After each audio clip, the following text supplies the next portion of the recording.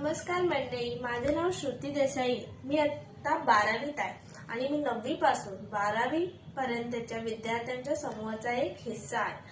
आज मी तुम्हाला समोर काही असे विचार आणि दृष्टिकोन मांडणार आहे जे फक्त इतिहासाचा भाग नाही, तर ते आजच्या भारताचा मार्ग आणि दिशा ठरवणारे आहे. हो, मी स्वातंत्र्यवीर सावरकरांच्या विचारातील शस्त्रसज्ज भारत आणि ऑपरेशन सिंदूर वर बोलणार आहे, जिथे धैर्य, समर्पण आणि शक्ती यांचा अद्भुत संगम होतो आपण पाहतो. ऑपरेशन सिंदूर हे नाव फक्त संकेत नाही, त्यामागे एक खोल अर्थ आहे. सिंदूर हा लाल रंगाचा प्रतीक आहे, ज्याचा अर्थ शक्ती, धैर्य, जोश आणि राष्ट्रभक्ती असा होतो. मिशनच्या नावातून संदेश स्पष्ट होतो की कारवाई फक्त आक्रमक हल्ला नाही, तर भारताच्या मातृभूमीवरील प्रेम, देशभक्ती आणि सुरक्षेबाबतीची जबाबदारी आहे.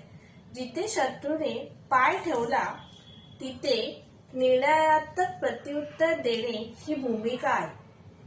त्यामुळे सिंदूर हे नाव सैनिकांच्या धैर्याला, राष्ट्रभक्तीला प्रतिकात्मक व्यक्त करते आणि सावरकरांच्या शस्त्रसज्ज भारत व आक्रमक संरक्षण या विचारांची सुसंगत आहे.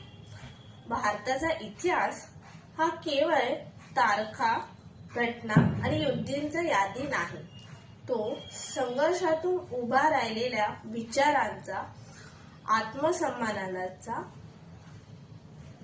आत्मसन्मानासाठी झगडलेल्या पिढ्यांच्या आणि स्वातंत्र्यासाठी सर्वस्व अर्पण करणाऱ्या महान व्यक्तिमत्वांचा प्रवास आहे.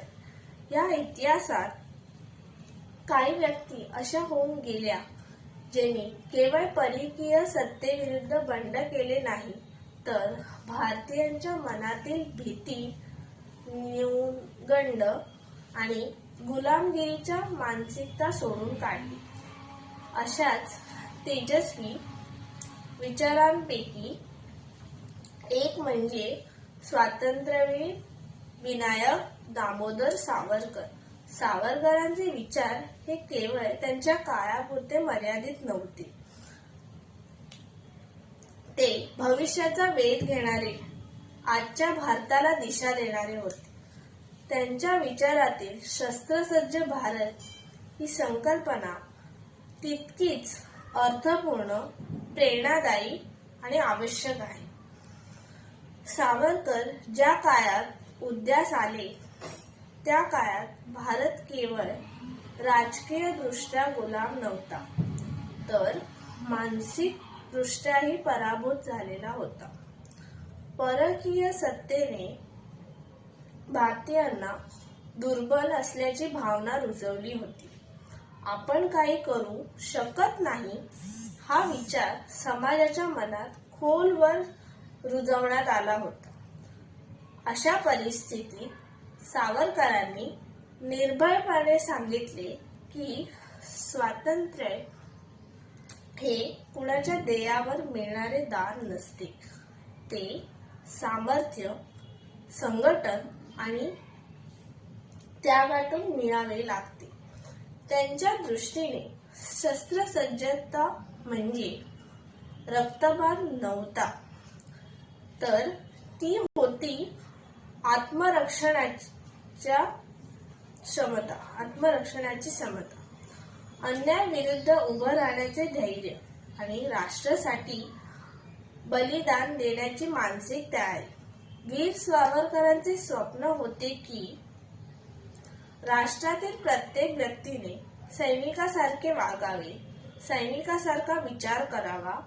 त्यांच्या दृष्टीने सैनिक म्हणजे केवळ रणांगणावर लढणारा नव्हे, तर शिस्तीबद्ध, सजग, निर्भय आणि राष्ट्रनिष्ठ नागरिक होता.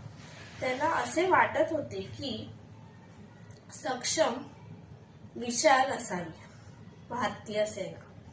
त्यासाठी सैनिकी शिक्षणाचे सावत्रीकरण होणे अत्यावश्यक आहे असे ते मानत. जसे प्रत्येकाला अक्षर ओळख हवी असे आपण म्हणतो, तसेच प्रत्येकाला सैनिकी कौशल्यांची ओळख हवी हा त्यांचा ठाम विचार होता. यासाठी त्यांनी 2 मार्ग सुचवले. पहिला मार्ग म्हणजे शासनाने प्रत्येक तरुणीला सक्तीचे सैनिकी शिक्षण द्यावे. दुसरा मार्ग म्हणजे तरुणीने स्वेच्छेने सैन्यात भरती होणे किंवा सैनिकी शिक्षण घेणे. इथे विशेष लक्षात घेण्यासारखी बाब म्हणजे सावरकरांनी लिंगनिरपेक्ष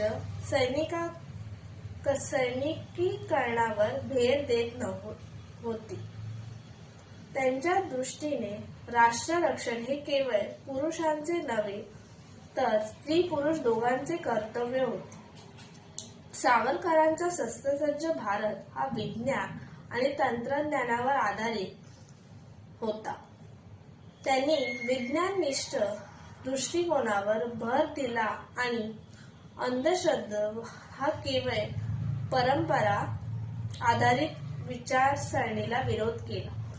राष्ट्र बलवान व्हायचे असेल तर वैज्ञानिक प्रगती आणि आधुनिक अर्थशास्त्राची आवश्यकता आहे असे ते ठामपणे सांगत.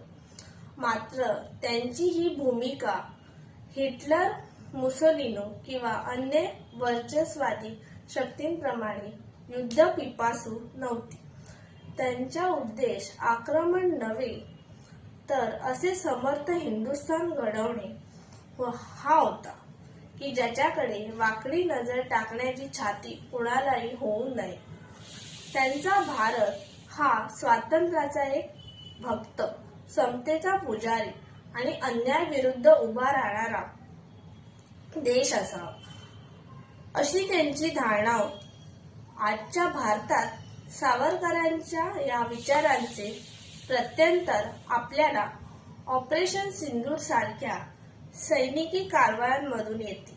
संरक्षण सैन्य आक्रमक असावे हा सावरकरांचा विचार आज आपल्याला दिसतो. दहशतवाद मुळापासून उखडून काढण्याची केवळ बचावात्मक भूमिका पुरेशी नसते. त्यासाठी सज्ज वैज्ञानिक दृष्टिकोन असलेला आणि आक्रमक प्रत्युत्तर देणारे सैन्य आवश्यक असते. ऑपरेशन सिंदूर मध्ये सैनिकांनी आधुनिक शस्त्रास्त्रे आणि वायू संरक्षण यंत्रणा हाताळल्या, जे सावरकरांच्या सैनिकीकरण आणि विज्ञाननिष्ठ विचारांचे प्रत्यक्ष उदाहरण आहे. अशा मोहिमेमुळे देशांगत नागरिकांमध्ये राष्ट्र सुरक्षेबाबत आत्मविश्वास निर्माण होतो व सैनिकांप्रती आदरभाव वाढतो, जे सावरकरांच्या राष्ट्रजागृतीचे आणि प्रत्येक नागरिकाने राष्ट्ररक्षणाची जाणीव ठेवावी या विचारांची पूर्णतः सुसंगत आहे. संरक्षण क्षेत्रात ऑपरेशन सिंदूर अंतर्गत आपल्याला भारतीय सैन्याने दहशतवादी देशांचे कंबरडे मोडले.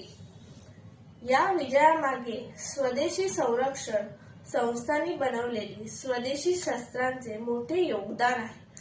तसेच नुकत्याच झालेल्या एरो इंडिया 2025 मध्ये संपूर्ण जगाने भारताचा हा एअर शो पहिला तेजस्वी स्वदेशी लढाऊ विमान पाहून प्रत्येक भारतीयांचा ऊर अभिमानाने भरून आला.